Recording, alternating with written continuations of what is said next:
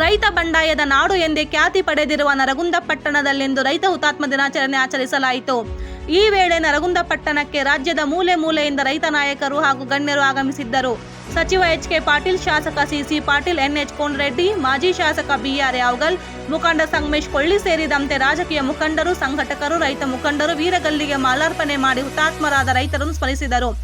ಚಿಕ್ಕನರಗುಂದ ಗ್ರಾಮದ ರೈತರಾದ ವೀರಪ್ಪ ಕಡ್ಲಿಕೊಪ್ಪ ಹಾಗೂ ಧಾರವಾಡ ಜಿಲ್ಲೆ ನವಲಗುಂದ ತಾಲೂಕಿನ ಅಳಗವಾಡಿ ಗ್ರಾಮದ ರೈತರಾದ ಬಸಪ್ಪ ಲಕ್ಕುಂಡಿ ಹುತಾತ್ಮರಾದ ನೆನಪಿಗಾಗಿ ಅಂದಿನಿಂದ ಇಂದಿನವರೆಗೂ ಜುಲೈ 21ರಂದು ರೈತ ಹುತಾತ್ಮ ದಿನಾಚರಣೆ ಮಾಡಲಾಗುತ್ತಿರುವ ಹಿನ್ನೆಲೆಯಲ್ಲಿ ರೈತ ಸ್ಮಾರಕ ಭವನ ನಿರ್ಮಿಸುವ ಸಲುವಾಗಿ ಭೂಮಿ ಪೂಜೆಯನ್ನು ಸಚಿವ ಎಚ್.ಕೆ. ಪಾಟೀಲ್ ನೆರವೇರಿಸಿದರು. ವಿಶ್ವವಿಜಯ ವರದಿ ಚಂದ್ರಶೇಖರ್ ಗೌಡ್ ಪಾಟೀಲ್, ನರಗುಂದ.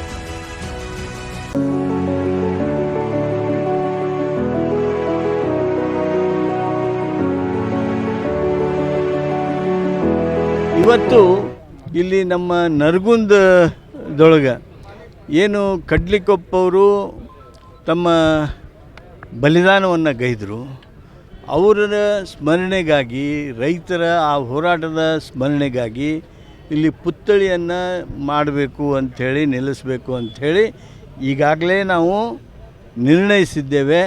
ಆ ನಿರ್ಣಯದಂತೆ ಇವತ್ತು ಭೂಮಿಯನ್ನು ದಾನ ಪಡೆದು ಅದಕ್ಕೆ ಭೂಮಿ ಪೂಜೆಯನ್ನು ಮಾಡಿದ್ದೇವೆ. ಮುಂದಿನ ವರ್ಷ ಅನ್ನೋದ್ರೊಳಗಾಗಿ ಆ ಪುತ್ಥಳಿ ಹಾಗೂ ಆ ಸ್ಮಾರಕ ಇಲ್ಲಿ ಸ್ಥಾಪನೆ ಆಗಿರ್ತದೆ ಅನ್ನೋದನ್ನು ಹೇಳೋದಕ್ಕೆ ಬಯಸ್ತೇನೆ.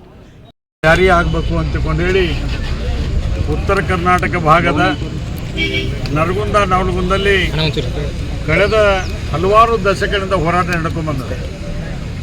ಇವತ್ತು ನಮಗೇನಾಗಿದೆ ಕರ್ನಾಟಕದವ್ರಿಗೆ ಅಂದರೆ, ಕೇಂದ್ರ ಸರ್ಕಾರ ತಾಯಿ ಸ್ಥಾನದಲ್ಲಿದೆ, ನಾವು ಹತ್ತು ಕೇಳುವಂಥ ಸ್ಥಳದಲ್ಲಿ ನಾವಿದ್ದೇವೆ. ಅದಕ್ಕೆ ನಾನು ಮಾನ್ಯ ಪ್ರಧಾನಮಂತ್ರಿಗಳಿಗೆ ಇವತ್ತು ನೀವೆಲ್ಲ ಬೇರೆ ಬೇರೆ ದೇಶಕ್ಕೆ ಹೋಗಿ ಬೇರೆ ಬೇರೆ ವಿಚಾರಗಳನ್ನ ಪ್ರಸ್ತಾಪ ಮಾಡಿ ಬರ್ತೀವಿ. ಇವತ್ತು ನಮ್ಮ ರಾಜ್ಯದಾಗಿರ್ತಕ್ಕಂಥ ಬಹಳ ಪ್ರಮುಖವಾದಂಥ ಕುಡಿಯುವ ನೀರಿನ ಯೋಜನೆ ಮಹದಾಯಿ ಕಳಸಾ ಬಂಡೂರಿ ಯೋಜನೆಗೆ ಮಹದಾಯಿ ನ್ಯಾಯಾಧಿಕರಣ ತೀರ್ಪು ಕೊಟ್ಟಿದೆ. ಪಾಂಚಾಳ್ ಅವರ ನೇತೃತ್ವದಲ್ಲಿ 13.2 TMCಯನ್ನು ಹಂಚಿಕೆ ಮಾಡಾಗಿದೆ. DPR ಅನುಮತಿ ಆಗಿದೆ, ಸುಪ್ರೀಂ ಕೋರ್ಟ್ ಡೈರೆಕ್ಷನ್ ಆಗೈತಿ, ಎಲ್ಲ ಆಗೈತಿ.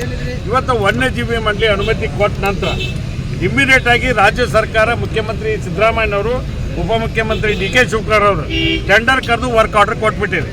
ಇವತ್ತು ಅವರು ಕ್ಲಿಯರೆನ್ಸ್ ಕೊಟ್ಟರೆ ನಾ ಮುಂಜಾನೆ ಕೆಲಸ ಚಾಲು ಮಾಡಿಸೋ ಜವಾಬ್ದಾರಿ ನಂದು.